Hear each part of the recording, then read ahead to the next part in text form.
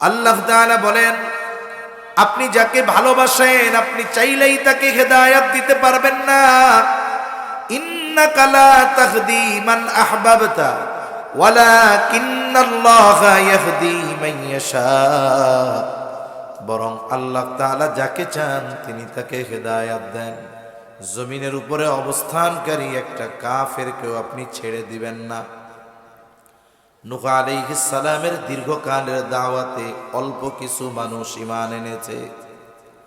জাকারিয়া আলাইহিস সালাম মাঝে মধ্যে রুমের মধ্যে আইসা একটু খোঁজ খবর নিতেন কিছু লাগবে কিনা। উনি যখনই আসতেন তখনই দেখতেন মারিয়ামের সামনে হরেক রকমের তরুতাজা গাছ পাকা ফলমূল, অথচ এগুলা এখন গাছেও নাই বাজারেও নাই। আল্লাহ তাআলা বলেন, কুল্লামা দাখালা আলাইহা জাকারিয়াল মিহরাবা ওয়াজাদা ইনদাহা রিজকা। যখনই জাকারিয়া আলাইহিস সালাম ঘরের মধ্যে ঢুকে দেখে হরেক রকমের খাবার ফলমূল, অথচ ওগুলো বাজারেও নাই গাছেও নাই, কেমন যেন মাত্র গাছ থেকে পেড়ে আনা হয়েছে। মারিয়াম আলাইহিস সালামকে জিজ্ঞাসা করতেছেন তিনি, ক্বালা ইয়া মারইয়ামু আন্না লাকি হাযা। হে মারিয়াম, এগুলো তুমি কোথা থেকে পাইলা, কোথা থেকে আসলো তোমার জন্য এগুলো? মারিয়াম আলাইহিস সালামের সহজ আর সোজা জবাব, ক্বালাত হুয়া মিন ইনদিল্লাহ। এই ফলমূল যার পক্ষ থেকে এসেছে তিনি কে? আপনারে আল্লাহ যেটা আদেশ করছে ওটাই করেন, ইনশাআল্লাহ আপনি আমাকে ধৈর্যশীলদের অন্তর্ভুক্ত পাবেন। সুবহান। এখন একটু এই গোটা প্রসেসটা আমরা একটু দেখি। আল্লাহর কাছে ইব্রাহিম আলাইহিস সালাম দোয়া করছে, কি দোয়া? ও রব, আমার একটা নেককার সন্তান দেন। আল্লাহ বলেন, দিনাম, হালিম সন্তান। এইবার আল্লাহ পরীক্ষা নিলেন, জবাই করো। সন্তানকে জবাই করবেন, সন্তানের মতামত জানতে চাইলেন। সন্তান বলে, আল্লাহ যা কইছে আপনি এটা করেন, আপনি আমাকে ধৈর্যশীলদের অন্তর্ভুক্ত পাবেন। তার মানে ইব্রাহিম আলাইহিস সালামের দোয়ার ফসল ইসমাইল আলাইহিস সালাম। আর সন্তানের জন্য বাবার এই দোয়ার প্রভাবটা কতটুকু, যে সন্তান বাবার কথায় আল্লাহর নির্দেশ পালনার্থে হাসি মুখে বাবার ছুরির নিচে চলে যায়। মারিয়াম আলাইহিস সালাম যখন প্রাপ্তবয়স্কা হয়েছেন, বালেগা হয়েছেন, পবিত্রতা অর্জনের গোসলের জন্য উনি এক জায়গায় পর্দা টানাইছেন কাপড়, পবিত্রতা অর্জনের গোসল করবেন। হঠাৎ করে একজন সুদর্শন যুবক ওনার সামনে হাজির। উনি প্রচন্ড ভীত শঙ্কিত হয়ে গেছেন, কিন্তু ওই যুবকের চেহারার মধ্যে তাকওয়ার ছাপ। এই যুবককে দেখার সাথে সাথে তিনি আল্লাহর কাছে সাহায্য কামনা করে বলেন, ইন্নী আউযু বিররহমানি মিনকা ইন কুনতা তাকিয়া। তুমি যদি আল্লাহ বিরু হও, আমি তোমার থেকে আল্লাহর কাছে আশ্রয় কামনা করতেছি। এইবার সাথে সাথে ওই সুদর্শন যুবক জবাব দিল, তুমি ভয় পাও না, আমি সাধারণ কোনো মানুষ নয়। ক্বালা ইন্নামা আনা রাসূলু রাব্বিকি লিআহাবা লাকি গুলামান যাকিয়া। আমাকে পাঠাইছেন তোমার রব তোমাকে একটা সন্তান দেওয়ার জন্য, তার নির্দেশে। মারিয়াম আলাইহিস সালাম বলেন, হায় হায়, তুমি কি বলো? কিভাবে আমার সন্তান হবে?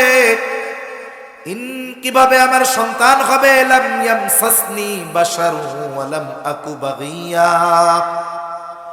আমাকে তো কোনো পুরুষ স্পর্শ করে নাই, আমি ব্যভিচারিণীও নয়, আমার সন্তান কিভাবে হবে? জিবরাইল আলাইহিস সালাম বলেন, ক্বালা কাযালিকি ক্বালা রাব্বুকি হুয়া আলাইয়া হাইয়িন।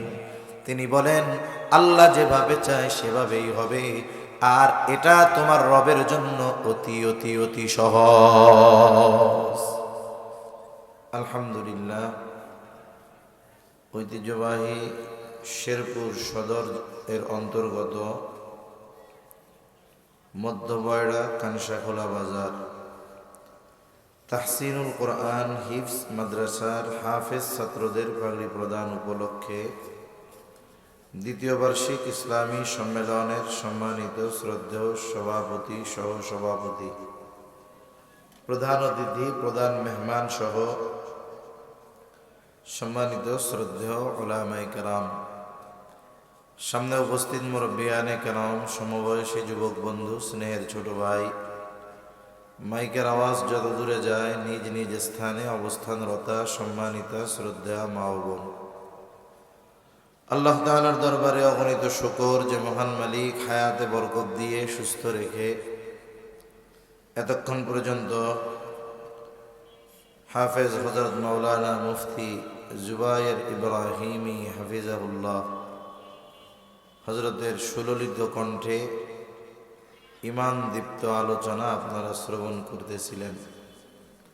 সেই ধারাবাহিকতায় আরও কিছু কথা পেশ করার সুযোগ যে মহান মানিব দান করেছেন, সে মহান মানিবকে খুশি করার জন্য মোহাব্বতের সাথে অন্তর থেকে জবান খুলে কালিমাতুশ শুকর পাঠ করি আলহামদুলিল্লাহ।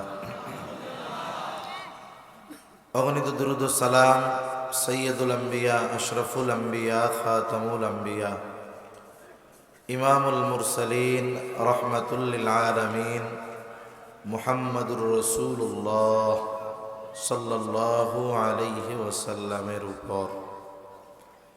আমি আপনাদের খেদমতে পবিত্র কোরআনুল কারীমের একটি আয়াতের অংশ ও রাসূল আকরাম সাল্লাল্লাহু আলাইহি ওয়াসাল্লামের অগণিত হাদিস থেকে একটি হাদিসের অংশ পাঠ করেছি। আল্লাহ তাআলার কাছে তৌফিক চাই, আল্লাহ তাআলা কিছু কথা বলার তৌফিক দেন, যে কথাগুলো আমাদের সবার দুনিয়া এবং আখিরাতের জন্য যেন কল্যাণকর হয়। সকলে জবান খুলে বলি আমিন। আমি যে আয়াতখানা আপনাদের খেদমতে তিলাওয়াত করেছি, এই আয়াতে আল্লাহ তাআলা ঈমানদারদের উদ্দেশ্য করে দুইটা আদেশ দিয়েছেন। আমরা এখানে যারা আছি ঈমানদার নয়, মুমিন নয়, এরকম কেউ আছি নাকি? জোরে বলেন না, কেউ আছে এরকম? থাকলেও অসুবিধা নেই। আমরা যদি মুমিন হই তাহলে এই আদেশ আমাদের উপরে কার পক্ষ থেকে? আরো জোরে বলেন, কার পক্ষ থেকে? আল্লাহর পক্ষ থেকে। কারণ আল্লাহ তাআলা বলেছেন, ইয়া আইয়ুহাল্লাযীনা আমানু, হে ঈমানদারেরা। এক নাম্বার আদেশ, কু আনফুসাকুম, তুমি নিজেকে বাঁচাও। দুই নাম্বার আদেশ, ওয়া আহলিকুম, তোমার অধীনস্থ যারা আছে, আহাল পরিবারবর্গ যারা আছে, এদেরকেও বাঁচাও। কিসের থেকে? নারা, আগুন থেকে, অর্থাৎ জাহান্নাম থেকে নিজেকে বাঁচাও, অধীনস্থদেরকেও বাঁচাও। তাহলে ঈমানদারদের নিজেকে জাহান্নাম থেকে বাঁচানো, অধীনস্থদেরকে জাহান্নাম থেকে বাঁচানোর নির্দেশ যিনি দিয়েছেন তিনি কে? আল্লাহ। প্রথম বিষয় হলো, একজন মানুষ ঈমান আনার পর অনন্তকাল জাহান্নাম থেকে বাঁচার নিশ্চয়তা পেয়ে যায়। কারণ কোনো ব্যক্তি যদি ঈমান আনে, সাথে সাথে ঈমান নিয়েও মরতে পারে। লম্বা এক হাদিসের মধ্যে আসছে, নবীজি সাল্লাল্লাহু আলাইহি ওয়াসাল্লাম বলেন, যার অন্তরে যাররা পরিমাণ কল্যাণ আছে, কল্যাণ, এখানে উদ্দেশ্য হলো ঈমান। যাররা পরিমাণ ঈমান যার অন্তরে আছে, এই লোকটা দুনিয়া থেকে বিদায় নেবার পর হয়তো দুনিয়ার পাপের কারণে, আল্লাহ তাআলার অবাধ্যতার কারণে তাকে শাস্তি দেওয়া হতে পারে। শাস্তি যত দীর্ঘ হোক, কিন্তু আল্লাহ তাআলা ওই যাররা পরিমাণ কল্যাণ তথা ঈমানের কারণে একটা সময় আল্লাহ সুবহানাহু ওয়া তাআলা ওই ব্যক্তিকে জাহান্নাম থেকে জান্নাতের মালিক বানিয়ে দিবে। সুবহানাল্লাহ। ঈমানের পরিমাণ কতটুকু? যাররা। যাররা কতটুকু? ছোটবেলায় ওলামায়ে কেরাম ওয়াজ করতেন, যাররা কারে বলে কেমনে বুঝাবে, ওনারা উদাহরণ দিতেন। একটা বালি কতটুক? 2 কেজি ওজন। একটা বালির ওজন কত মাপা যাইব না? যে একটা বালুকে যদি 70 ভাগ করা হয়, কত ভাগ? জোরে বলেন না, কত ভাগ? 70 ভাগ যদি করা হয়, ওই 70 ভাগের একটা ভাগকে একটা জাররা বলা হয়। সুবহানাল্লাহ। তাহলে কত ক্ষুদ্র পরিমাণ! এক বালুরে যদি 70 ভাগ করা হয়, ওইটা দুনিয়ার মানুষ যত দৃষ্টিশক্তি ভালো হোক না কেন চোখ দিয়ে দেখতে পারবে না। ওই পরিমাণ ঈমান যদি কারো থাকে, শাস্তি ভোগ করার পরে দীর্ঘকাল পরে হলেও সে জান্নাতে যাবে। শুধু তাই না, ওই ব্যক্তি যেই জান্নাত পাবে, ওই জান্নাতের পরিধি হবে কমপক্ষে এই দুনিয়ার 10 গুণ। সুবহানাল্লাহ বলেন। ভাই, আপনারা কি এইদিক মুখ দিয়ে কোনো মাইক দিছেন? আওয়াজটা ছড়াই দেন, নাহলে ওইখান থেকে একটা আওয়াজ আসে, ওইটা কমায় দেন। দেওয়াল তো কি বলেন, কমায় দেন, ওই মাইক কমায় দেন। মনিটরের আওয়াজ থাকলে হবে। এটা মনে হচ্ছে যে আমার দিকে মাইক দেওয়া, এরকম লাগতেছে। তা ইমানদার ঈমান আনার মাধ্যমে অনন্তকাল জাহান্নাম থেকে বাঁচার নিশ্চয়তা পেয়ে যায়। তাহলে আল্লাহ তাআলা এই জায়গায় আবার ঈমানদারদেরকে জাহান্নাম থেকে বাঁচার আদেশ দিলেন কেন? ঈমান আনার কারণে তো জাহান্নাম থেকে অনন্তকাল থাকা লাগবে না, এটার নিশ্চয়তা পেল। কিন্তু কোনো ব্যক্তি যদি ঈমান আনার পরেও পাপাচারে লিপ্ত হয়, আল্লাহর হুকুম আহকাম না মানে, আল্লাহর আদেশ নিষেধ না মানে, বলেন তো ওই ব্যক্তিকে কিছুকাল বা দীর্ঘকালের জন্য জাহান্নামে যাওয়া লাগতে পারে কি পারে না? এ কথাটাই আল্লাহ তাআলা বলেন, ইয়া আইয়ুহাল্লাযীনা আমানু কু আনফুসাকুম ওয়া আহলিকুম নারা। আল্লাহ তাআলা বলেন, হে ঈমানদারেরা, তুমি নিজেকে জাহান্নাম থেকে বাঁচাও। কেমন যেন আল্লাহ তাআলা বলে, বান্দা ঈমান আনার কারণে অনন্তকাল জাহান্নাম থেকে বাঁচার নিশ্চয়তা পাইলা। এইবার ঈমান আনার পর আমি আল্লাহর যত হুকুম আহকাম আদেশ নিষেধ আছে, এগুলো মেনে চলার মাধ্যমে তুমি নিজেকে জাহান্নাম থেকে বাঁচাও। আমি আপনি যদি আমাকে আপনাকে ক্ষণস্থায়ী জাহান্নামের শাস্তি থেকে বাঁচাতে চাই, অবশ্যই অবশ্যই আমাকে আপনাকে 5 ওয়াক্ত নামাজ আদায় করতে হবে। এক কথায় আল্লাহ তাআলার যত আদেশ আছে সবগুলো মানতে হবে। আল্লাহ তাআলার যত নিষেধ আছে সব নিষেধগুলো থেকে আমাকে আপনাকে বেঁচে চলতে হবে, বেঁচে থাকতে হবে। তাফসীরের মধ্যে আসছে, বান্দা নিজেকে আল্লাহর হুকুম আহকাম মেনে চলার মাধ্যমে জাহান্নাম থেকে বাঁচাবে। দ্বিতীয় আদেশ, তুমি শুধু একা জাহান্নাম থেকে বাঁচলে হবে না, ওয়া আহলিকুম, তোমার অধীনস্থ যারা তাদেরকেও জাহান্নামের আগুন থেকে বাঁচাও। যদি জানা থাকে জবাব দিবেন জবান খুলে। বলেন তো, দুনিয়াতে কোনো মানুষের এই ক্ষমতা আছে নাকি সে যদি চায় কাউকে জান্নাতে নিতে পারে, কাউকে জাহান্নামে দিয়ে দিতে পারে? এমন ক্ষমতা দুনিয়ার কোনো মানুষের আছে নাকি? শুধু আমাদের ঢাকার দেওয়ানবাগের পীর সাহেব হুজুরের আছে, বুঝেন না? নাউজুবিল্লাহ, জোরে কোন। এই দুনিয়ার কোনো ক্ষমতা নাই কেউ কাউকে জাহান্নাম থেকে বাঁচাতে পারে, জান্নাত দিতে পারে, এই ক্ষমতা কারো নাই। এই ক্ষমতা দুনিয়ার কারো নাই, একমাত্র আল্লাহর। তাহলে এখানে অর্থটা কি হবে যে তোমার অধীনস্থদেরকেও জাহান্নাম থেকে বাঁচাও?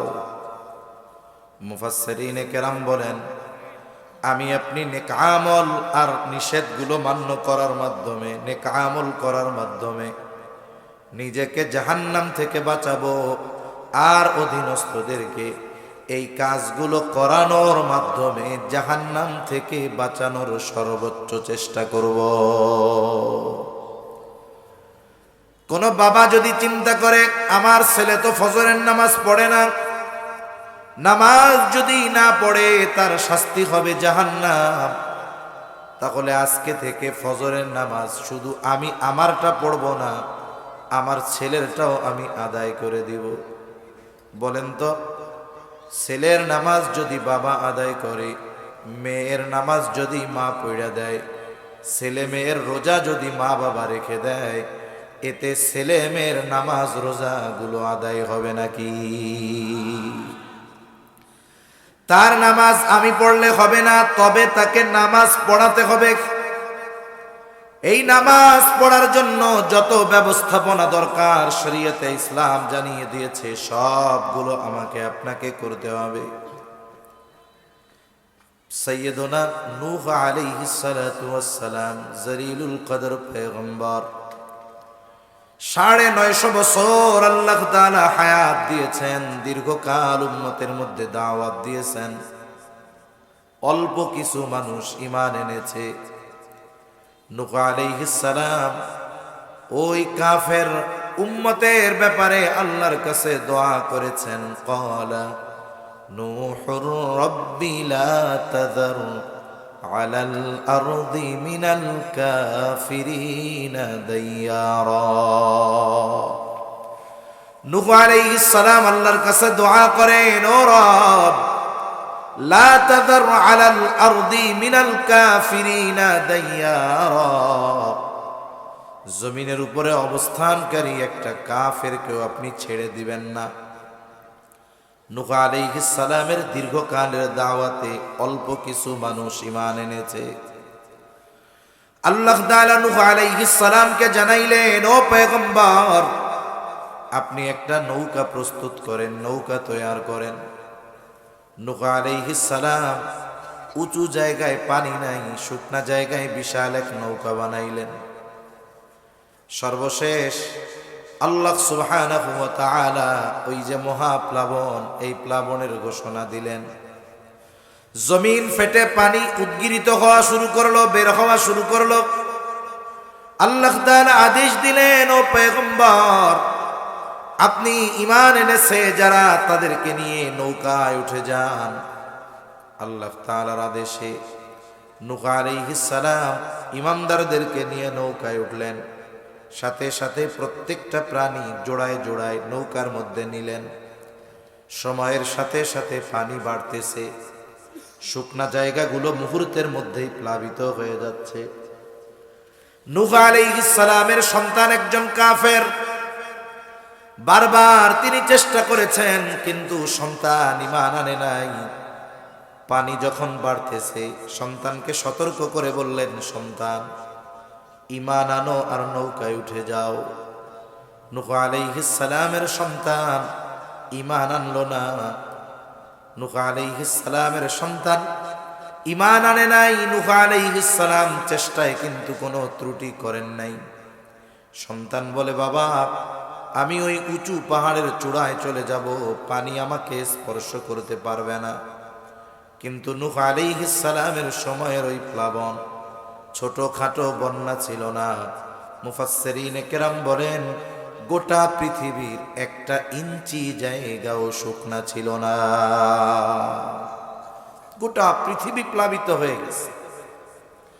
নূহ আলাইহিস সালামের সন্তান ইন্তেকাল করছে, মারা গেছে, কাফের।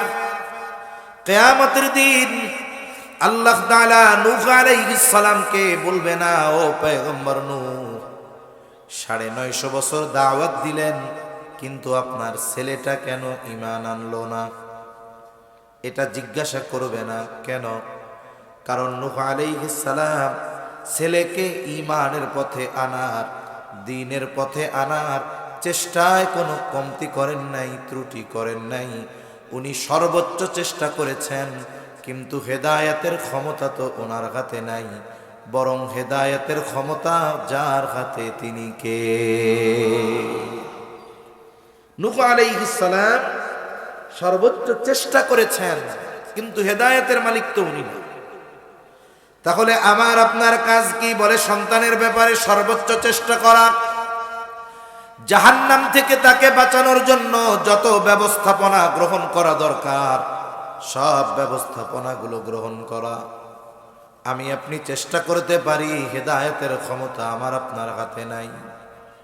এই দুনিয়াতে আল্লাহ তাআলা হেদায়েতের ক্ষমতা কাউকে দেন নাই।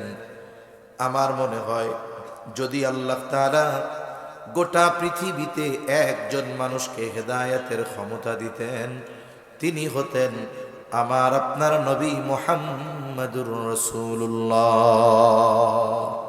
সাল্লাল্লাহু আলাইহি ওয়াসাল্লাম। কিন্তু আমার আপনার নবীজিও হেদায়েতের মালিক নয়। আবার যদি এমনটা হতো, আল্লাহ তাআলা বলতেন, হাবিব আপনাকে হেদায়েতের ক্ষমতা দেওয়া হলো, তবে এই ক্ষমতা আপনি একজনের ব্যাপারে প্রয়োগ করতে পারবেন। আমার মনে হয় আমার আপনার নবী এই সুযোগটা, এই পাওয়ারটা তার চাচা আবু তালেবের ব্যাপারে প্রয়োগ করতেন। কিন্তু আফসোস, নবীজি হেদায়েতের মালিক নয়। আমার আপনার নবীজি তার মুহাব্বতের চাচা আবু তালেবের হেদায়েতের ব্যাপারে মেহনত কম করেন নাই। আবু তালেব তো নবীজিকে সর্বোচ্চ পরিমাণ ভালোবাসত।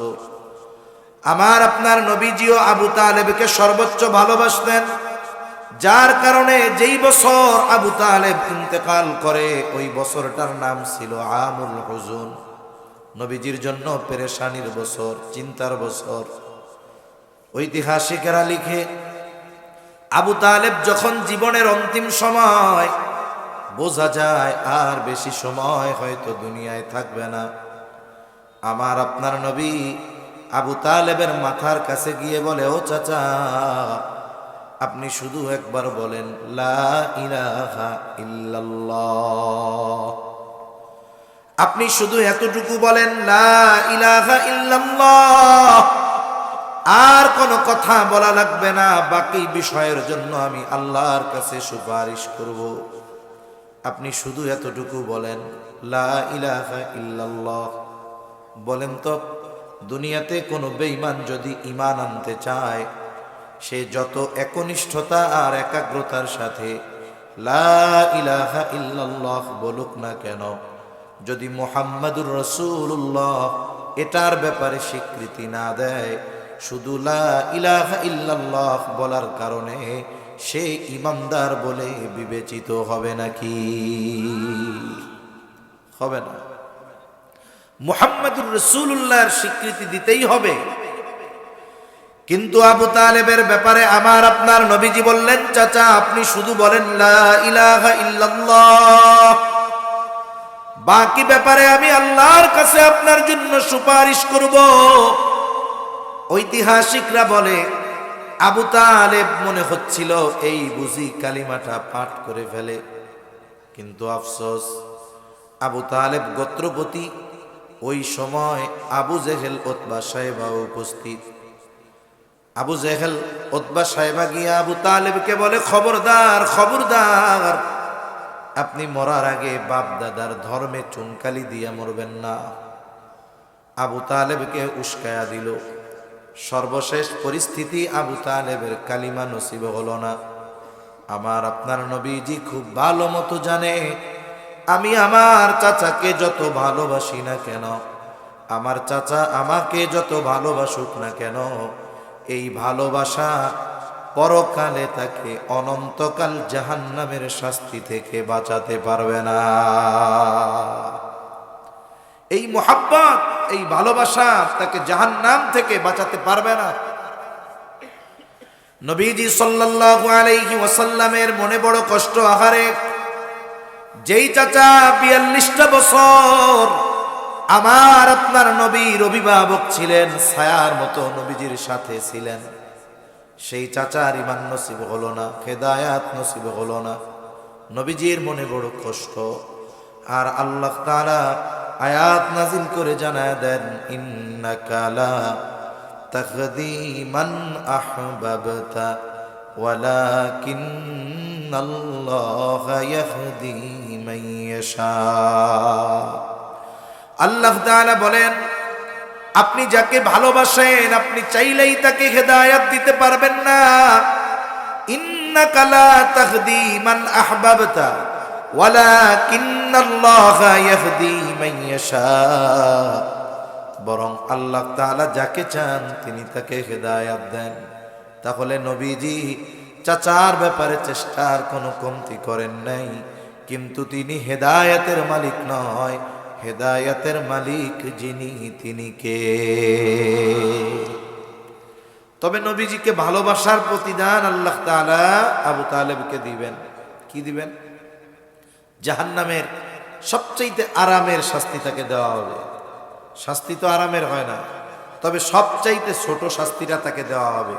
ওই জায়গায় ওইটাই বেশি আরাম। এই শাস্তিটা কি? তাকে একজোড়া আগুনের স্যান্ডেল পরানো হবে। এই স্যান্ডেলের তাপ এত, পরার সাথে সাথে মাথার মগজ ভাত সিদ্ধ হয়ে গেলে যেমন টকবক করে ফুটতে থাকে, মাথার মগজ এরকম ফুটতে থাকবে। তাহলে আমি আপনি আমার আপনার সন্তানকে জাহান্নাম থেকে বাঁচানোর চেষ্টা করতে পারি। আল্লাহ তাআলা দেখবে আমার আপনার চেষ্টা প্রচেষ্টা। যদি চেষ্টা প্রচেষ্টায় কোনো ত্রুটি না থাকে তাহলে কিয়ামতে বাঁচা যাবে। আর যদি সন্তানকে জাহান্নাম থেকে বাঁচানোর ক্ষেত্রে আমার আপনার যদি কোনো কমতি থাকে, আমার আপনার যদি উদাসীনতা আর গাফলতি থাকে, কিয়ামতের দিন আল্লাহর আদালতে আমাকে আপনাকে অপরাধীর কাঠগড়ায় দাঁড়ানো লাগবে। সন্তান এমন এক নেয়ামত, অধীনস্থদের মধ্যে অন্যতম সন্তান। সন্তান নিয়েই কয়েকটা কথা বলি। কষ্ট হচ্ছে আপনাদের? আচ্ছা, আমার কথা বলার ধাঁচই এইটা, আমার কথা বলার ধরনই এটা। আমি গরমও পারি না, অন্যরকমও পারি না, এরকমই কথা বলার ধরন। কোনো সমস্যা নাই তো? আচ্ছা, বুঝলে ভালো, না বুঝলে আর কিছু করার নেই। শেরপুর জেলায় একটা প্রোগ্রাম মাত্র। কেন? কারণ আমি আমার শ্রোতা যারা আমাকে বুঝে, আমার তাদের সাথে কথা বলতে ভালো লাগে, কারণ আমি বুঝি।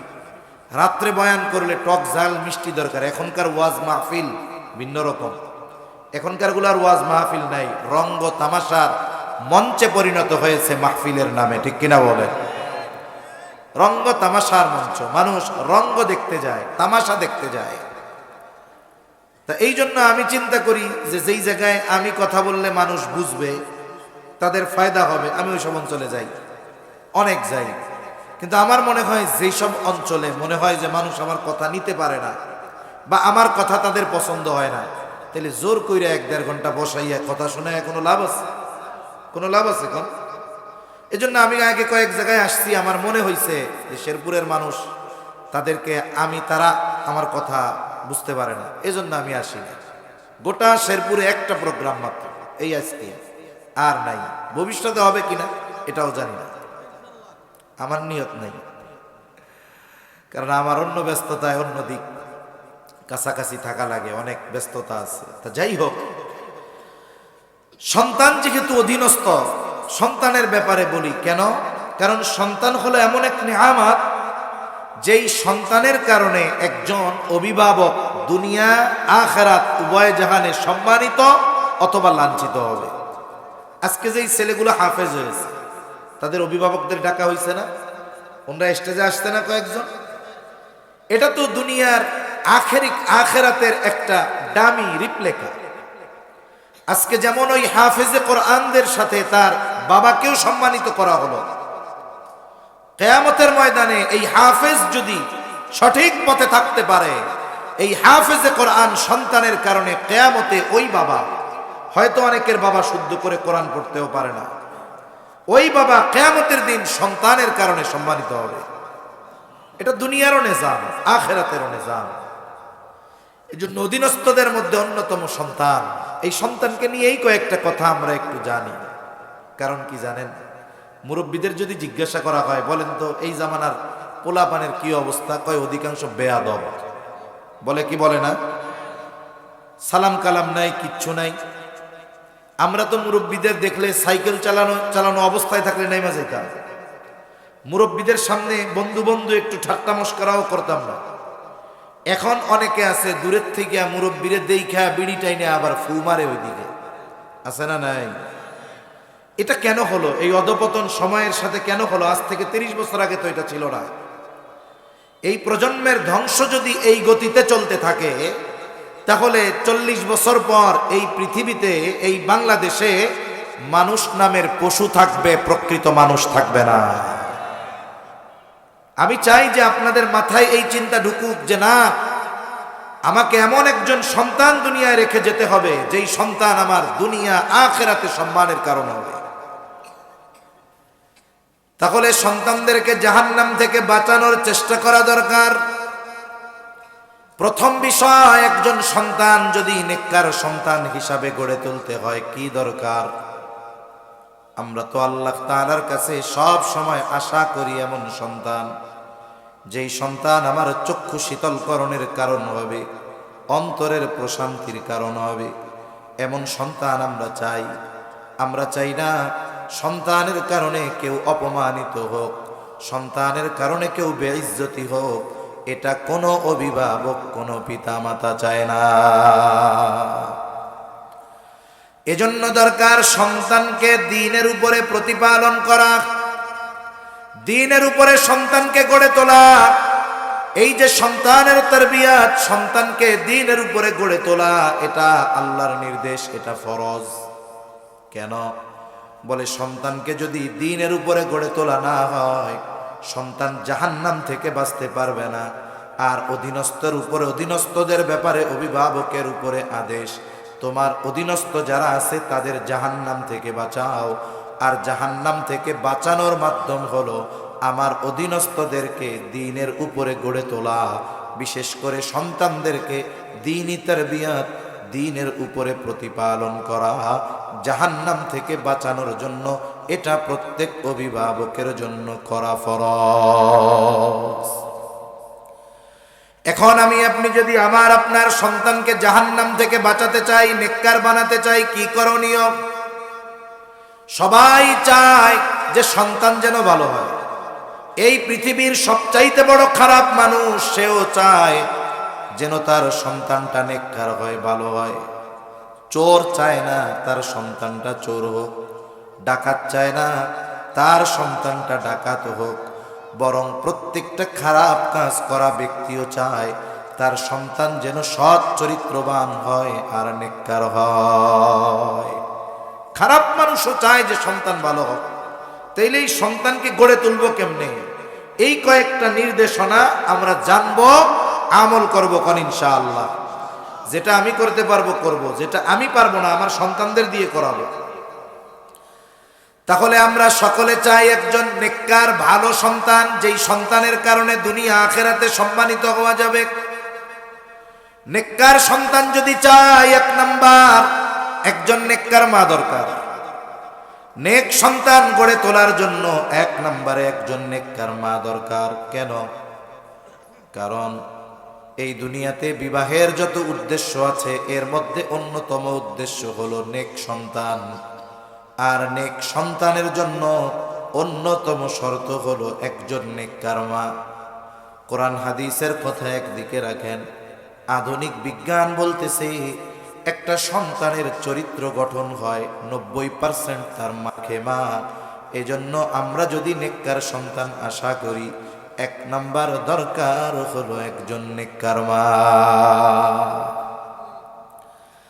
একজন নেককার মা একজন সন্তানের অন্যতম হক। প্রসিদ্ধ এক ঘটনা, হযরত ওমর রাদিয়াল্লাহু তাআলা আনহুর কাছে এক ব্যক্তি এসে তার সন্তানের ব্যাপারে অভিযোগ দিয়েছে, খলিফাতুল মুসলিমিন, আমার সন্তান আমার হক আদায় করে না, আপনি একটু বলে দেন। হযরত ওমর রাদিয়াল্লাহু তাআলা আনহু যুবক ছেলেটাকে বলে, কি ব্যাপার, তুমি কেন তোমার পিতার হক আদায় করো না? প্রশ্নের জবাবে যুবক বলতেছে, খলিফাতুল মুসলিমিন, আমারও একটা বিষয় আপনার কাছে জানার আছে। হক কি শুধু পিতা সন্তানের কাছে পায়? সন্তান কি পিতার কাছে কোনো হক পায় না? হযরত ওমর রাদিয়াল্লাহু তাআলা আনহু এই প্রশ্নের জবাবে বললেন, হ্যাঁ, অবশ্যই সন্তান তার পিতার কাছে হক পায়। উনি কয়েকটি মৌলিক হকের কথা বলেছেন। 1 নাম্বার তিনি বলেছেন, প্রত্যেকটা সন্তানের তার পিতার কাছে প্রথম ও প্রধান হক হলো একজন নেককার মা, একজন নেককার মা, সৎ চরিত্রবান মা। কেন? এই সন্তানের চরিত্র গঠিত হবে ওই মায়ের মাধ্যমে। এজন্য বিজ্ঞান বলতেছে যে সন্তানের চরিত্রের 90% গঠিত হয় তার মার মাধ্যমে। তাহলে আমি যদি আমার সন্তানকে জাহান্নাম থেকে বাঁচাতে চাই, 1 নম্বরে নেককার মা দরকার। মায়ের কর্ম, কথা, চিন্তা সব কিছুর প্রভাব ওই সন্তানের জীবনে পড়ে। 2 নম্বর কি দরকার? বলে আল্লাহ তাআলার কাছে নেক সন্তান চেয়ে দোয়া করা দরকার। নেককার মা হলো এবার নেক সন্তান চেয়ে আল্লাহর কাছে দোয়া করা। শুধু সন্তান চাওয়া না, বরং নেক সন্তান চাওয়া। আর আল্লাহ তাআলার কাছে নেক সন্তান চেয়ে দোয়া করা, এটা খলিলুল্লাহ ইব্রাহিম আলাইহিস সালামের আমল। ইব্রাহিম আলাইহিস সালাতু ওয়াস সালামকে আল্লাহ তাআলা যখন নমরুদের অগ্নিকুণ্ড থেকে হেফাজত করলেন, 80 উপরে বয়স, তিনি রওনা করলেন সিরিয়ার উদ্দেশ্যে।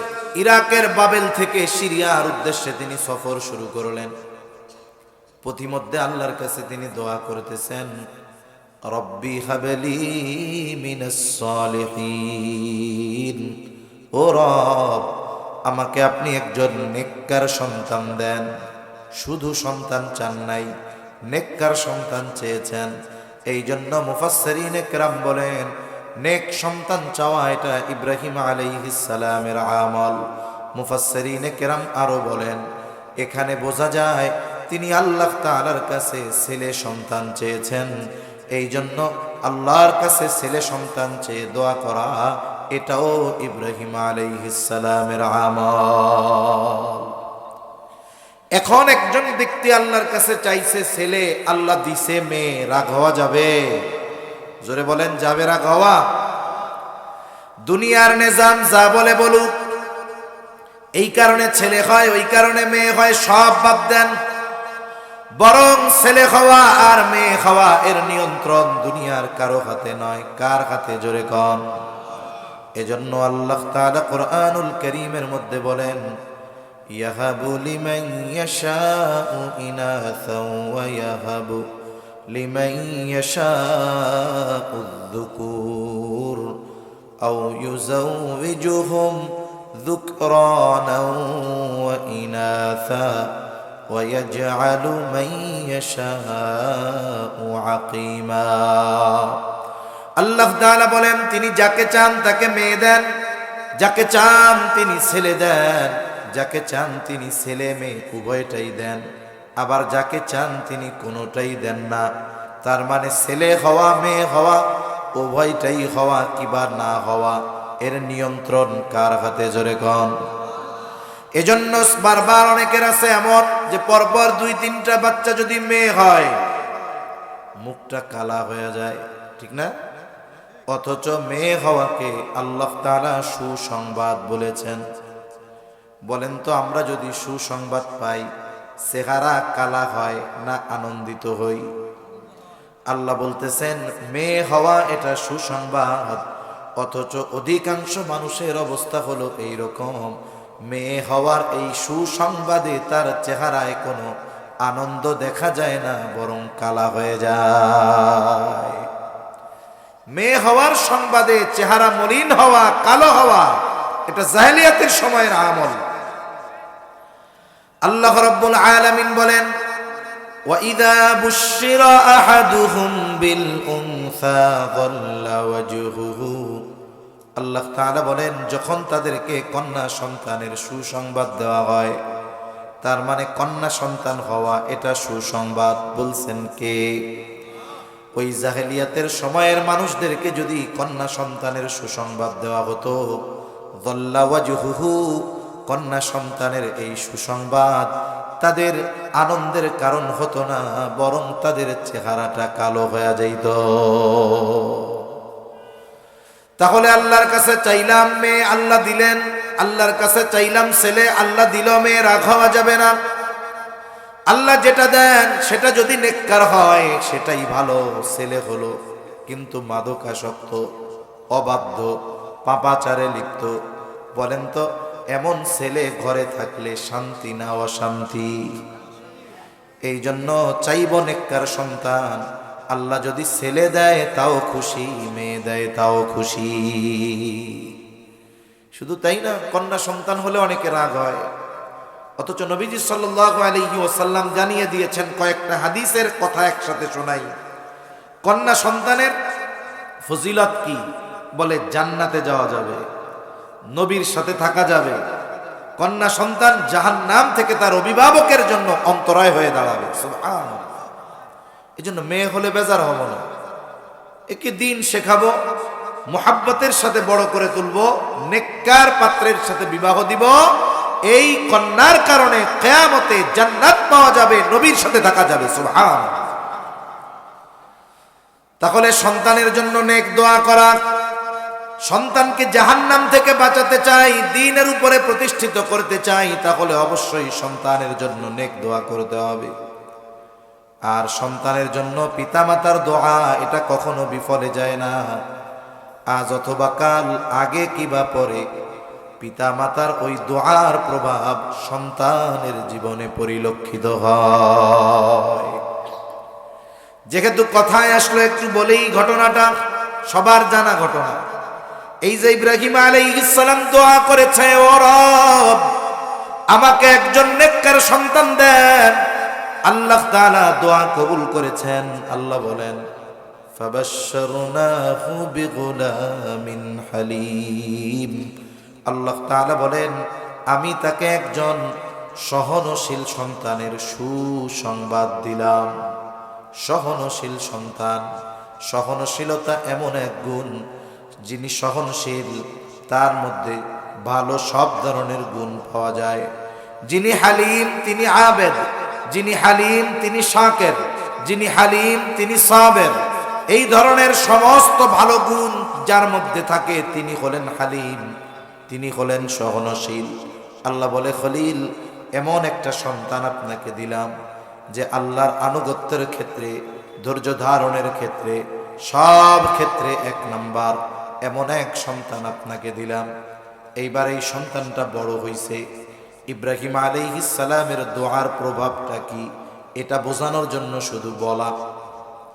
সন্তান যখন একটু বড় হয়েছে, বাবার সাথে চলার উপযুক্ত, ঐতিহাসিক সেই ঘটনা সবার কম বেশি জানা।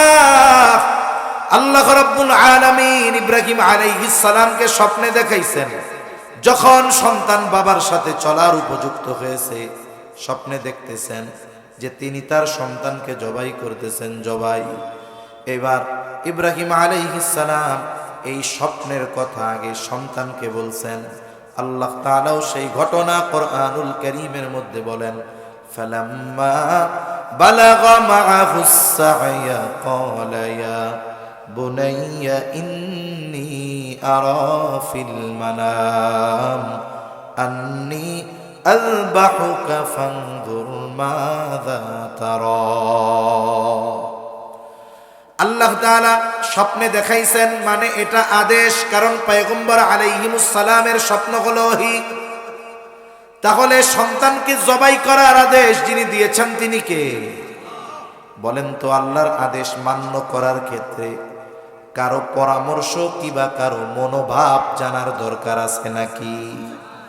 এরপরেও ইব্রাহিম আলাইহিস সালাম সন্তানকে এই স্বপ্নের কথা বলতেছেন, হে আমার সন্তান, ইন্নী আরা ফিল মানাম, আমি স্বপ্নে দেখলাম, আন্নী আযবাহুকা, যে আমি তোমারে জবাই করতেছি।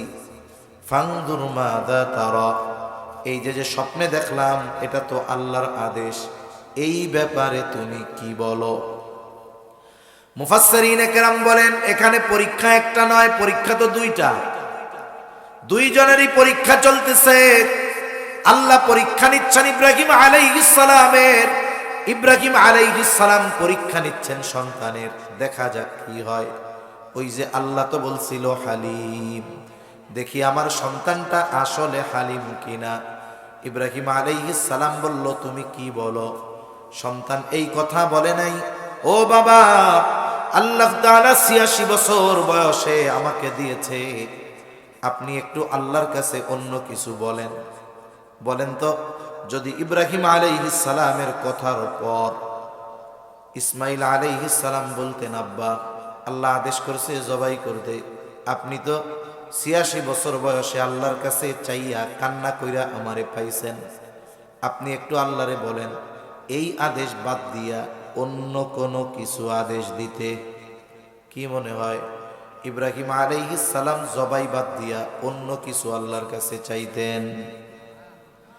উনি জবাই করতেন, কিন্তু পরীক্ষা হলো সন্তানের মনোভাবটা কি।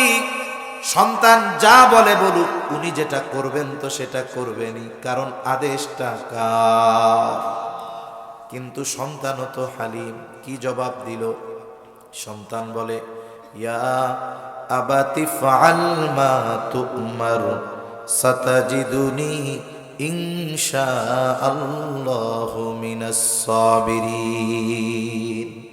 সন্তান বলে, হে আমার পিতা, আপনি যেই ব্যাপারে নির্দেশ প্রাপ্ত হয়েছেন আপনি সেটাই করেন। ইয়া আবাতি ফাআল মা তুমার, আপনাকে যা আদেশ করা হয়েছে আপনি সেটাই করেন, তার মানে আপনি আমারে জবাই করেন। এবার পাল্টা কেমন যেন সন্তান বাবাকে সান্ত্বনা দিচ্ছে।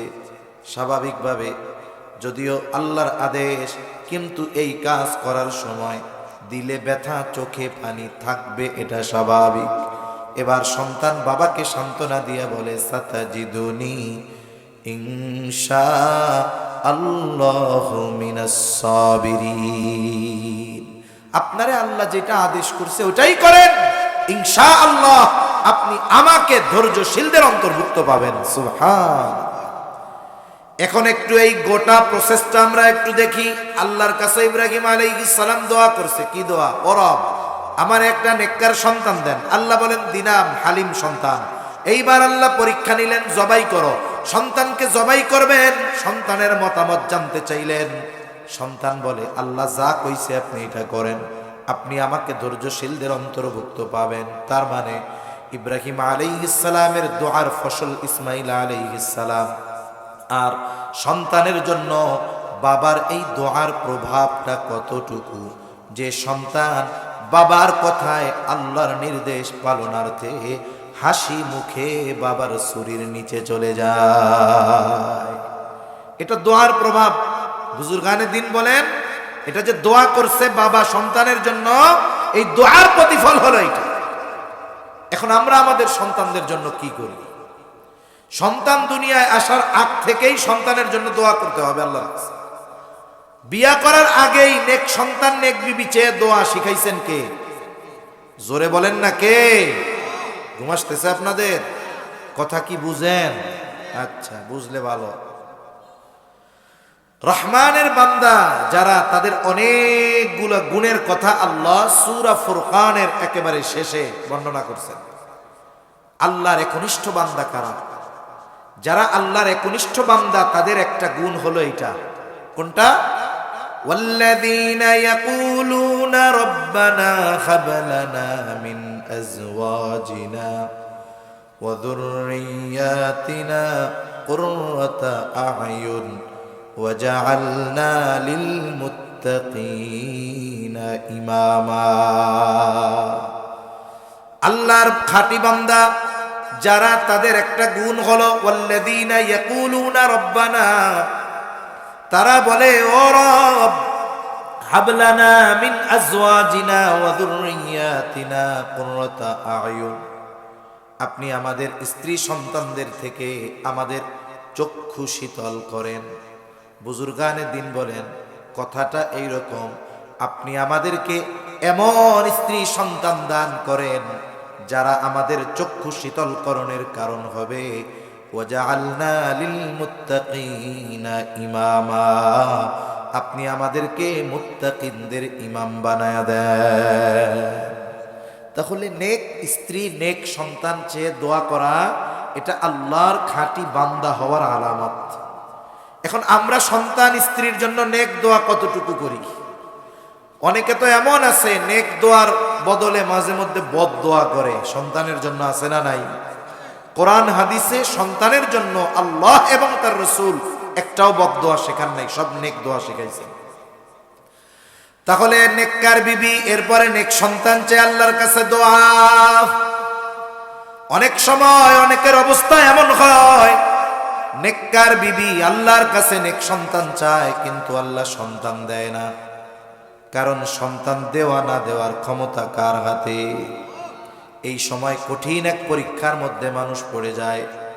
অনেক সময় দেখা যায় স্বামী স্ত্রী দুইজনই ডাক্তারের কাছে দীর্ঘকাল চিকিৎসা করাচ্ছে, কোনো অসুবিধা নেই। দেশ বিদেশে চিকিৎসা করাইছে, কোনো ফলাফল নাই। আমার জানা এক দম্পতির ঘটনা এই রকম, তারা 4টা দেশে ডাক্তার দেখাইছে।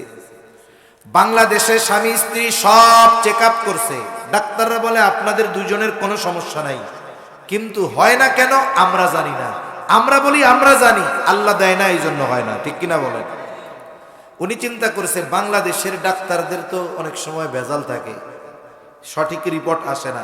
ওই সময় ওনারা ইন্ডিয়ায় গেছে।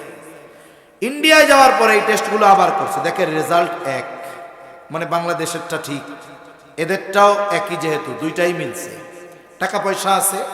এরপরে সিঙ্গাপুর গেছে, ওই দেশে গিয়ে আবার টেস্ট করাইছে, ওই জায়গায়ও রেজাল্ট একরকম, 3 দেশেরটা মিলছে, টাকা পয়সা আছে। আর এক দেশে গেছে, 4 দেশে চিকিৎসা শেষ, বাচ্চা কাচ্চা হয় না। সর্বশেষ ওই মহিলা বলতেছে, দেখেন দেশ বিদেশে ডাক্তার তো কম দেখাইলাম না, দুনিয়ার ডাক্তার যেখানে ব্যর্থ, আল্লাহ যদি না চায় সারা দুনিয়ার ডাক্তার কিছু করতে পারবে না। এক কাজ করেন, টাকা পয়সা তো কম খরচ করলাম না, চলেন আমরা এই বছর দুইজনে হজে চলে যাই, আল্লাহর কাছে একটু চাই। আল্লাহ যদি চায় দুনিয়ার কোনো প্রতিবন্ধকতা থাকবে না, আল্লাহ যদি চায় দিবে, আল্লাহ যদি না দেয় তাহলে দেওয়ার কারো ক্ষমতা নেই, চলেন আল্লাহর কাছে একটু চাওয়ার মতো চাই।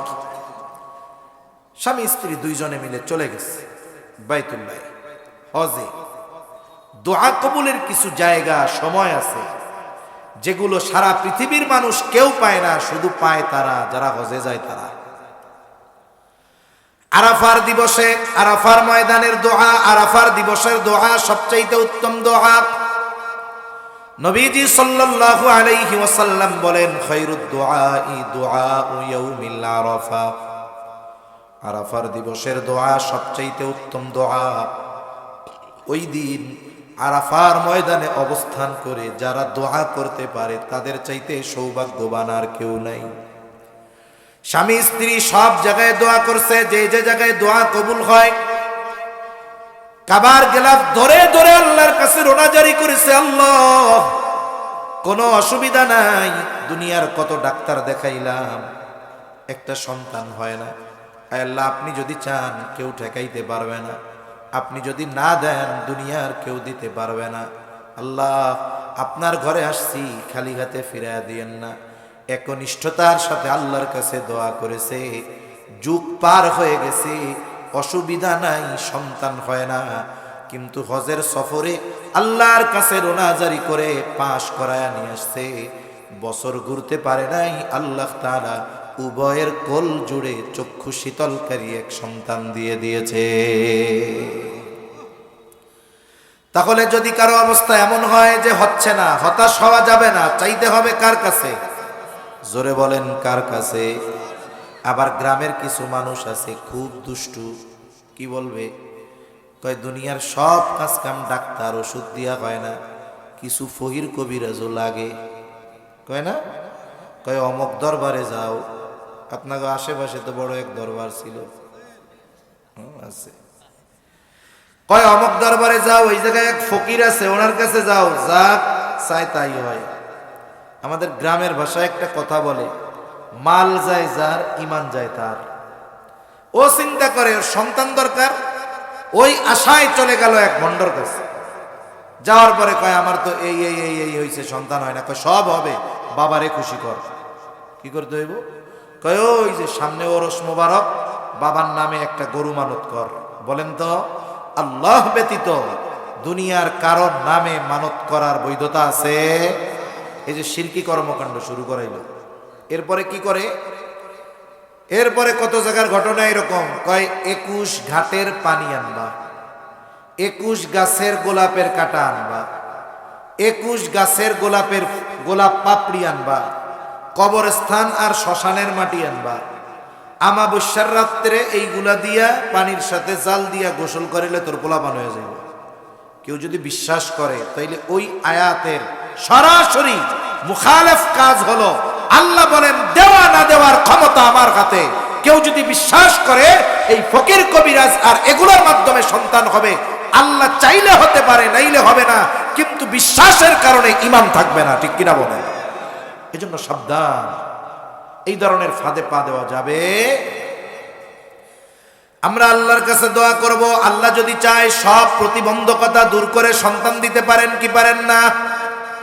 যদি স্বামী স্ত্রী অসুস্থ হয়, স্ত্রী যদি বন্ধাও হয়, ওই বন্ধাত্ব দূর করে সন্তান দেওয়ার ক্ষমতা আল্লাহর আছে না নাই? মনে রাখবেন, কোরআনুল কারীমে অনেক ঘটনা আছে। ঘটনাগুলো আল্লাহ শুধু বর্ণনা করেছেন তা না, যেই ঘটনাগুলো আছে ওইগুলো আল্লাহ যদি চায় এই জামানায়ও ঘটাইতে পারে কি পারে না, এ বিশ্বাস আমাদের থাকতে হবে। জলিলুল কদর পয়গম্বর হযরত জাকারিয়া আলাইহিস সালাম বার্ধক্যে উপনীত হয়ে গেছে, ওনার চুল দাড়ি সব পেকে গেছে, সাথে সাথে স্ত্রীও বন্ধা। স্বাভাবিক নিজাম, উনি নিশ্চিত ওনার কোনো সন্তান আর হবে না। উনি নিশ্চিত কেন? কারণ স্ত্রী বন্ধা, উনিও বৃদ্ধ হয়ে গেছে। স্বাভাবিক নিজাম বলে সন্তান হওয়া সম্ভব নয়, কিন্তু একটা ঘটনা ওনার দিলের অবস্থারে পরিবর্তন করে দিয়েছে। সংক্ষিপ্তভাবে বলতেছি, মারিয়াম আলাইহিস সালাম, ঈসা আলাইহিস সালামের মা মারিয়াম আলাইহিস সালাম, উনি যখন মায়ের গর্ভে, ওনার মা মানত করেছে, আল্লাহ আমার এই গর্ভের সন্তান আমি আপনার নামে মানত করলাম যে এ বাইতুল মুকাদ্দাসের খাদেম হবে, আপনার ঘরের খেদমতে দিয়া দিব, আপনার নামে মানত করলাম। মারিয়াম আলাইহিস সালামের বাবা ইমরান, উনি এক সময় বাইতুল মুকাদ্দাসের ইমাম ছিলেন। উনি মারা যাওয়ার পরে ইমাম হলেন জাকারিয়া আলাইহিস সালাম, সম্পর্কে ওনার আপন খালু। মুফাসসিরিন একরাম বলেন, মারিয়াম আলাইহিস সালামের মা এই জায়গায় কৌশলে আল্লাহর কাছে ছেলে চেয়েছে, কেননা ওই সময় বাইতুল মুকাদ্দাসে খেদমতের জন্য কোনো মেয়ে নেওয়া হতো না, নেওয়া হতো ছেলে। উনি মানত করছে কি, যে আল্লাহ আমার গর্ভের সন্তান আমি আপনার জন্য মানত করলাম, এরে বিবাহ শাদী কিচ্ছু দিব না, এই সন্তান আপনার ঘরের খেদমত করবে। উনি উদ্দেশ্য করে বলে নাই ছেলে হলে দিব, মেয়ে হলে নয়, এমন নয়, সরাসরি গর্ভের সন্তান। এখন ওনার সন্তান জন্ম নিল একজন মেয়ে। উনি আশা করছিল যেই মানত করছি আল্লাহ আমাকে ছেলেই দিবে, কিন্তু আল্লাহ দিছে কি, মেয়ে। উনি কে হায় কি হইল এটা? এখন মানত তো করছে, মানত পূরণ করতে হবে। বাইতুল মুকাদ্দাসের ইমাম খালু, আগে ছিল বাবা। যারা বাইতুল মুকাদ্দাসের ওই সময়ের পরিচালনায় ছিলেন, ওনারা পরামর্শ করলেন কি করা যায়। এটা তো হারাম না, তবে নেওয়া হয় না, কিন্তু ওনার তো মানত পূরণ করতে হবে। পরামর্শ হলো, হ্যাঁ মারিয়ামকে বাইতুল মুকাদ্দাসের জন্য নেওয়া হবে। এই পরামর্শের পরে তার সেবা শুশ্রূষা, তার লালন পালনের দায়িত্ব কে নিবে? সবাই বলে আমি নিব, সবাই বলে আমি নিব। এখন মেয়ে তো একজন, দায়িত্ব তো সবার হাতে দেওয়া যাবে না, দিতে হবে একজন। এবার হবে লটারি। লটারি আছে না? লটারি চিনেন? সব লটারি কি জায়েজ? মাঝে মধ্যে মাইকে কইরা লটারি বিক্রি করে না, 10 টাকার টিকিট কিনুন, 2 লাখ টাকার হোন্ডা জিতুন, আছে না নাই? হারাম। কি জোরে বলেন, আরো জোরে বলেন, কি হারাম। এগুলো থেকে বাঁচতে হবে, আল্লাহ আমাদের হেফাজত করেন। কিছু বিষয়ের লটারি জায়েজ আছে। এখন সবাই নিতে চায়, এবার লটারি যার নাম উঠবে তিনি মারিয়াম আলাইহিস সালামের লালন পালনের দায়িত্ব নেবেন। প্রথমবার নাম উঠছে খালু জাকারিয়া আলাইহিস সালাম, সবাইকে খালু তো, আবার দেন। আবার নাম উঠছে জাকারিয়া আলাইহিস সালাম, আর একবার দেন, তিনবার। তৃতীয়বারও নাম দিছে, উঠছে জাকারিয়া আলাইহিস সালাম। আল্লাহ তাআলা এমনটা চাইছেন, কারণ উনি খালার ঘরে থাকবেন, খালুর তত্ত্বাবধানে থাকবেন, নিরাপদ। এইবার উনি খালার তত্ত্বাবধানে বড় হইলেন। কিছুদিন পর উনি যখন বড় হয়েছে মোটামুটি, মসজিদের পাশে ওনার জন্য একটা রুম করে দেওয়া হয়েছে। উনি ওই রুমে দিনের বেলায় ইবাদত বন্দেগী করেন একা একা, আর সন্ধ্যার আগেই খালার কাছে বাসায় চলে যান, রাতে খালার কাছে থাকেন। মারিয়াম আলাইহিস সালাম যখন প্রাপ্তবয়স্কা হয়েছেন, বালেগা হয়েছেন, পবিত্রতা অর্জনের গোসলের জন্য উনি এক জায়গায় পর্দা টানাইছেন কাপড়, পবিত্রতা অর্জনের গোসল করবেন। হঠাৎ করে একজন সুদর্শন যুবক ওনার সামনে হাজির। উনি প্রচন্ড ভীত শঙ্কিত হয়ে গেছেন, কিন্তু এই যুবকের চেহারার মধ্যে তাকওয়ার ছাপ। এই যুবককে দেখার সাথে সাথে তিনি আল্লাহর কাছে সাহায্য কামনা করে বলেন, ইন্নী আউযু বিররহমানি মিনকা ইন কুনতা তাকিয়া। তুমি যদি আল্লাহ বিরু হও, আমি তোমার থেকে আল্লাহর কাছে আশ্রয় কামনা করতেছি। এইবার সাথে সাথে ওই সুদর্শন যুবক জবাব দিল, তুমি ভয় পাও না, আমি সাধারণ কোনো মানুষ নয়। ক্বালা ইন্নামা আনা রাসূলু রাব্বিকি লিআহাবা লাকি গুলামান যাকিয়া। আমাকে পাঠাইছেন তোমার রব তোমাকে একটা সন্তান দেওয়ার জন্য, তার নির্দেশে। মারিয়াম আলাইহিস সালাম বলেন, হায় হায়, তুমি কি বলো? কিভাবে আমার সন্তান হবে? কিভাবে আমার সন্তান হবে? লাম ইয়ামসাসনি বাশারু ওয়া লাম আকু বাগিয়া। আমাকে তো কোনো পুরুষ স্পর্শ করে নাই, আমি ব্যভিচারিণীও নয়, আমার সন্তান কিভাবে হবে?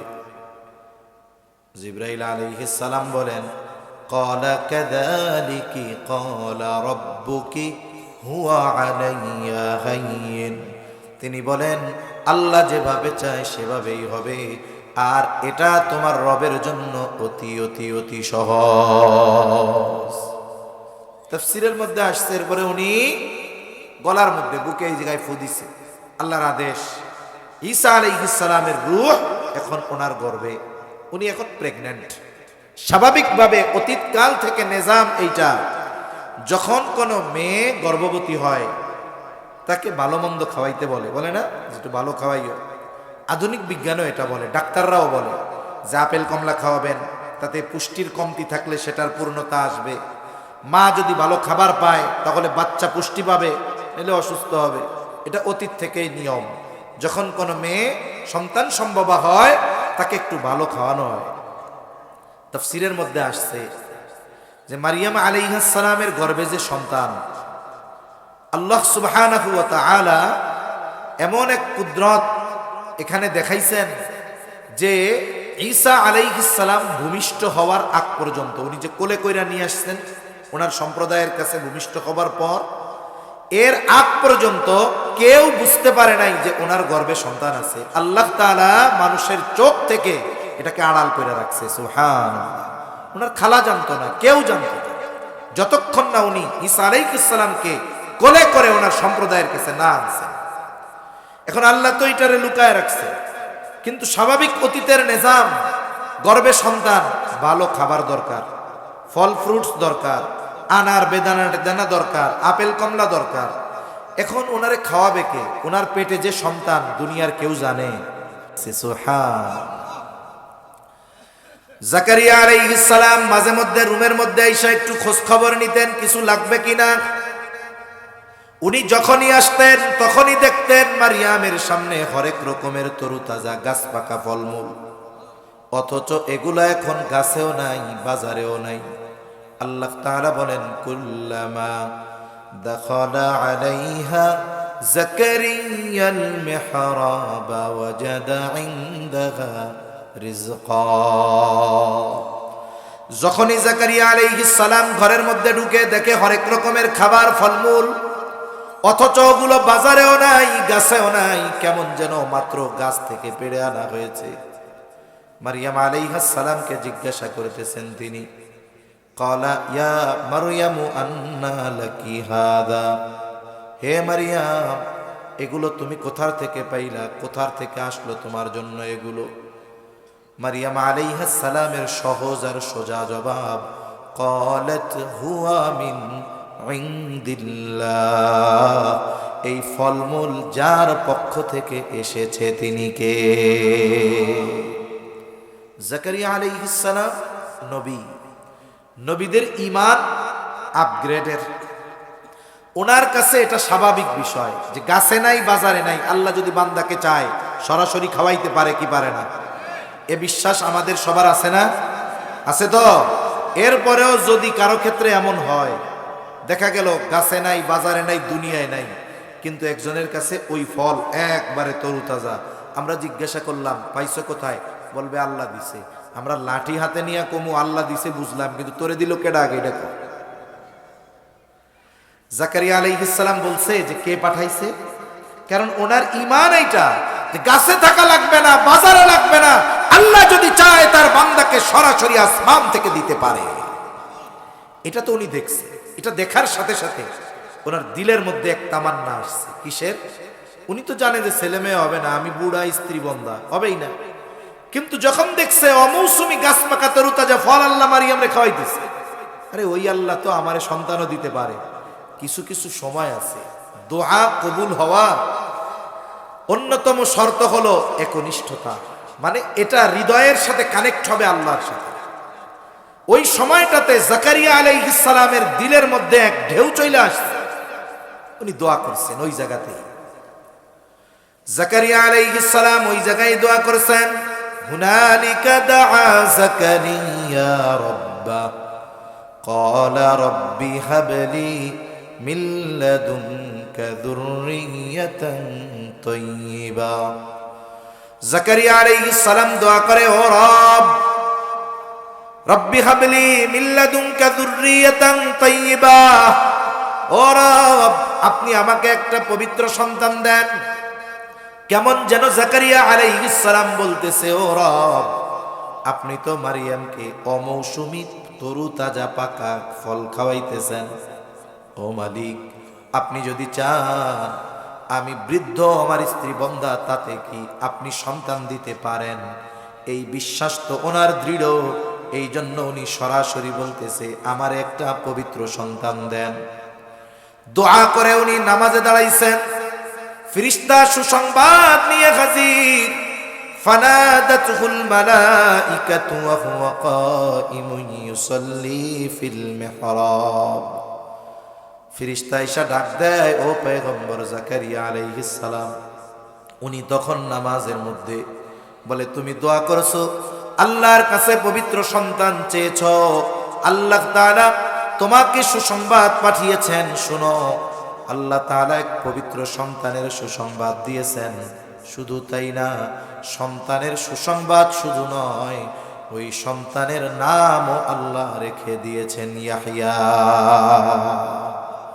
তাহলে কোনো মানুষ যদি অসুস্থ হয়, ডাক্তার বলছে হবে না, আপনি বন্ধা হবে না, পুরুষের ব্যাপারে বলল আপনার স্পার্মের সমস্যা, শুক্রাণু নাই, হবে না, হতাশ হওয়া যাবে না।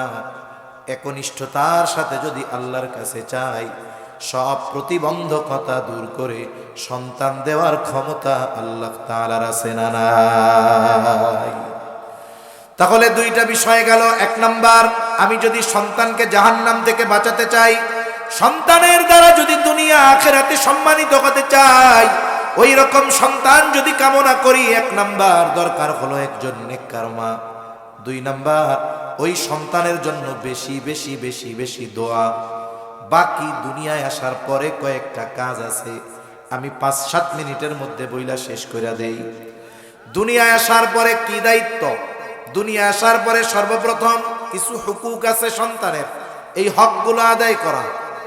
যেমন দুনিয়ায় ভূমিষ্ঠ হবার পর ছেলে হোক আর মেয়ে হোক, ডান কানে আজান বাম কানে ইকামত, 7ম দিন আকিকা করা, মাথার চুলগুলো মুন্ডায়া চুলের ওজন পরিমাণ স্বর্ণ রূপা অথবা উভয়টার যে কোনো একটা সমপরিমাণ মূল্য সদকা করে দেওয়া।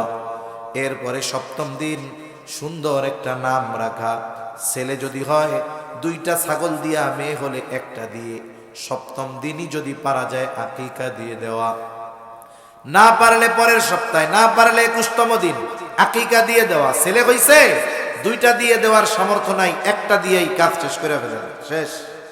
এরপর সন্তান একটু বড় হবে, গুরুত্বপূর্ণ 4টি কাজ আছে আমাদের সন্তানের ব্যাপারে। কয়টা কাজ? এই 4 কাজ শুধু আলেমদের জন্য নয়, সব মুমিনদের জন্য।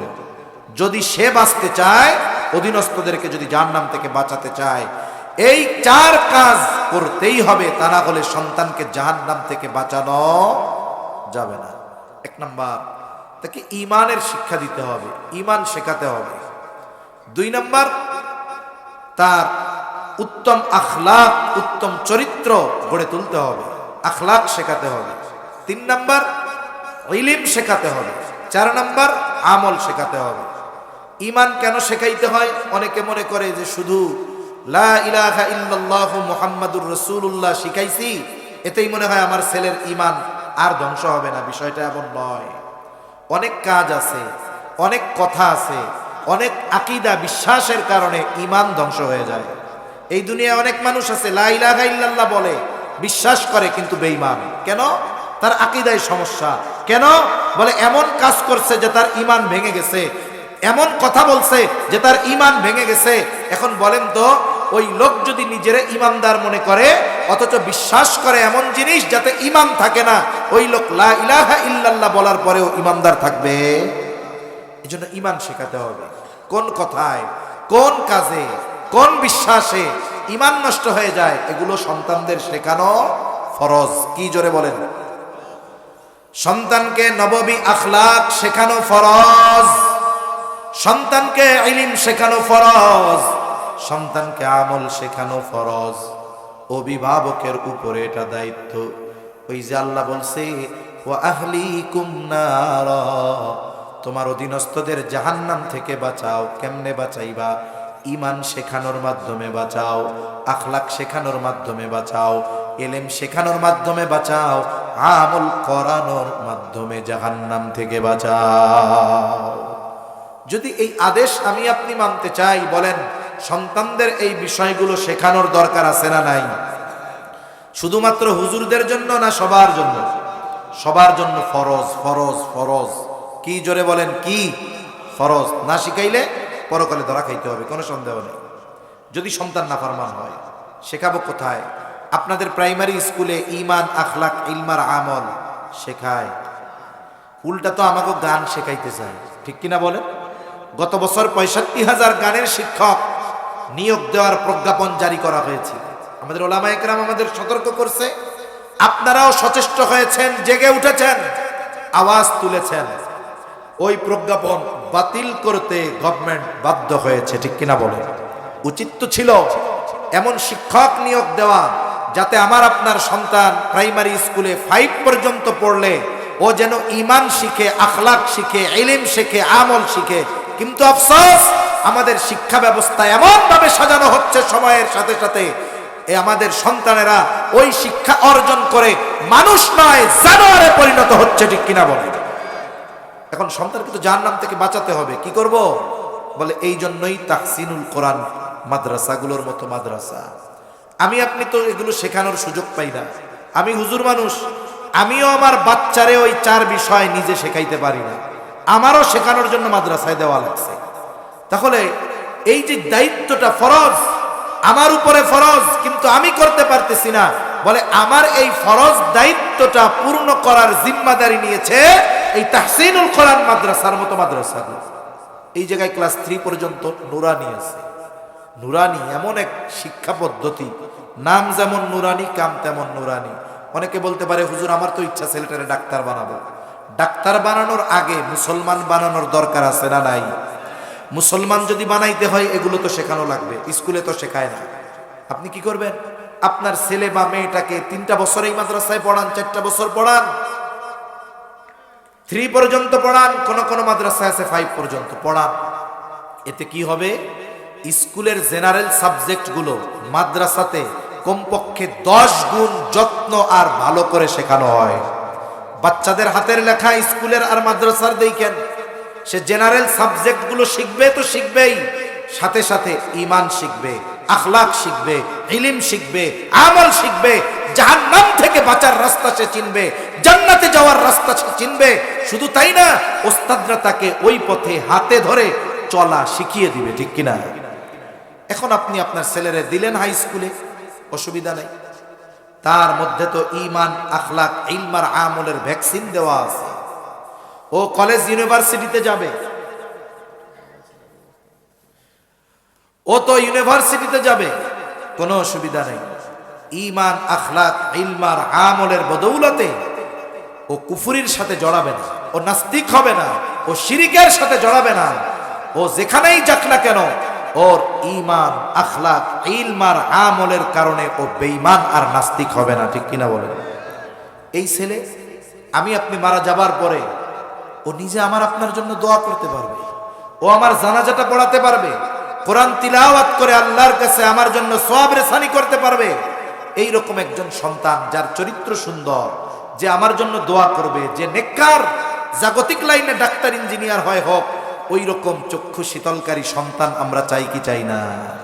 যদি চাই, আমাদের সন্তানদের দ্বীনি শিক্ষায়, প্রাথমিক শিক্ষা, দ্বীনি শিক্ষায় শিক্ষিত করার বিকল্প আর কোনো কিছু নাই। এজন্য আমরা আমাদের সন্তানদের প্রাথমিক শিক্ষাগুলো ঈমান, আখলাক, ইলম আর আমল অর্জিত যেন হয়, যেই প্রতিষ্ঠানে, ওই প্রতিষ্ঠানগুলোয় আমরা দিব তো আমাদের সন্তানদের। তাহলে ওই যে আল্লাহর সেই নির্দেশ, নিজে জাহান্নাম থেকে বাঁচো, অধীনস্থদের বাঁচাও। কেমনে বাঁচাইবা? ঈমান শেখাও, আখলাক শেখাও, ইলম শেখাও, আমল শেখাও। আমরা তো পারতেছি না, এই মাদ্রাসায় দিয়ে দিলাম, ওনারা এই বিষয়গুলো শিখাইয়া দিল, আমার উপর থেকে একটা ফরজ দায়িত্ব পালন হলো, এই সন্তান দুনিয়া আখেরাতে আমার জন্য সম্মান, মর্যাদা আর হয়তোবা নাজাতের কারণ হয়ে যাবে, ঠিক কিনা বলেন? আল্লাহ তাআলা বুঝবার তৌফিক দান করেন।